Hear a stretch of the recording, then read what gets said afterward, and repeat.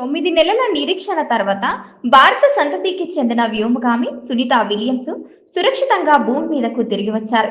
Sunitha వ్యోమగాములు Butch విల్మోర్లు మరో ఇద్దరు వ్యక్తులతో కలిసి అంతర్జాతీయ అంతరిక్ష కేంద్రం నుంచి స్పేస్ ఎక్స్ క్రూ డ్రాగన్ అంతరిక్ష నౌకలో బయలుదేరారు. బుధవారం తెల్లవారుజామున 3:27 ఫ్లోరిడా తీరంలో క్యాప్సులు విజయవంతంగా నీటిలోకి దిగింది. మొదట్లో భూమి వైపు గంటకు దాదాపు 27,000 కిలోమీటర్ల వేగంతో ప్రయాణించిన క్రూ డ్రాగన్ క్యాప్సుల్ క్రమంగా దాని వేగాన్ని తగ్గించింది. గంటకు 186 కిలోమీటర్ల వేగాన్ని చేరుకున్న తర్వాత 4 పారాచూట్లు మెహరించబడ్డాయి. క్యాప్సూల్స్ సురక్షితంగా సముద్రంలో పడిపోయే ముందు అవరోహణను మరింత నెమ్మదించాయి. పడవలో ఇప్పటికే సిద్ధంగా ఉన్న నాసా సిబ్బంది వారిని ఒడ్డుకు తరలించారు.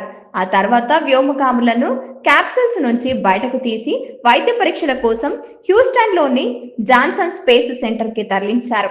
అవి భూమి గురుత్వాకర్షణ శక్తిని పూర్తిగా సర్దుబాటు అయ్యే వరకు నిపుణుల పర్యవేక్షణలో ఉంటారు. ఐఎస్ఎస్ నుంచి క్రూ డ్రాగన్ ఆన్ డాక్ చేసిన క్షణం నుంచి వ్యోమగాములు భూమికి తిరిగి వచ్చే వరకు మొత్తం ఆపరేషన్ను నాసా ప్రత్యక్షంగా ప్రసారం చేసింది.